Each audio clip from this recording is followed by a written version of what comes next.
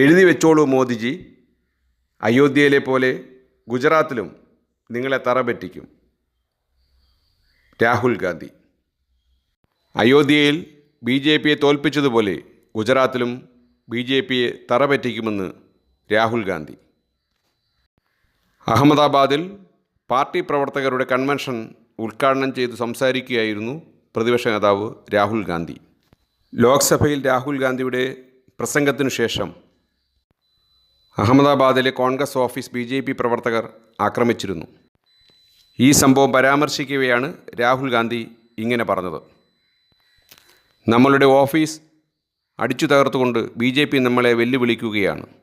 ഞാൻ ഒരു കാര്യം പറയാം, അവർ നമ്മുടെ ഓഫീസ് എങ്ങനെ തകർത്തോ അതുപോലെ അവരുടെ സർക്കാരിനെയും നമ്മൾ തകർക്കും. എഴുതി വെച്ചോളൂ മോദിജി, അയോധ്യയിലെ പോലെ ഗുജറാത്തിലും നിങ്ങളെയും നിങ്ങളുടെ പാർട്ടിയെയും കോൺഗ്രസ് തറപറ്റിക്കും. രാഹുൽ ഗാന്ധി വെല്ലുവിളിച്ചു. രാജ്കോട്ട് അഗ്നി ദുരന്തം, തക്ഷശില അഗ്നി ദുരന്തം, മോർബി പാലം അപകടം, ഹാർണി ബോട്ട് ദുരന്തം, ഗുജറാത്തിലെ അഹമ്മദാബാദിലെ ഉനയിൽ നടന്ന ദളിത് അതിക്രമങ്ങൾ എന്നിവയിൽ ഇരകളായവരുടെ കുടുംബങ്ങളെ പ്രതിപക്ഷ നേതാവ് രാഹുൽ ഗാന്ധി കാണുകയും അവരെ ആശ്വസിപ്പിക്കുകയും ചെയ്തു. അവർക്ക് നീതി ലഭിക്കാൻ ഇന്ത്യൻ നാഷണൽ കോൺഗ്രസ് എപ്പോഴും അവർക്കൊപ്പം നിൽക്കും. രാജ്യത്തെ ആയിരക്കണക്കിന് ആളുകളെയാണ് ദിനംപ്രതി രാഹുൽ ഗാന്ധി കാണുന്നത്. അവരെയെല്ലാം ചേർത്ത് പിടിച്ച് സ്നേഹം പകർന്നു നൽകി അവരിലൊരാളായി മാറുന്ന കാഴ്ചയാണ് പലപ്പോഴും നാം കാണാറുള്ളത്.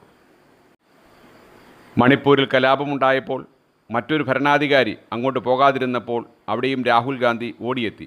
വീണ്ടും കലാപത്തിൽ ദുരിതമനുഭവിക്കുന്നവരെ കാണുവാൻ ഇന്ത്യയുടെ പ്രതിപക്ഷ നേതാവ് രാഹുൽ ഗാന്ധി അങ്ങോട്ട് പോകുന്നു. ഇതൊക്കെ കാണുമ്പോൾ രാജ്യത്തെ ജനങ്ങൾക്ക് വേണ്ടി രാഹുൽ അല്ലാതെ വേറെ ആരുമില്ല എന്നതാണ് യാഥാർത്ഥ്യം.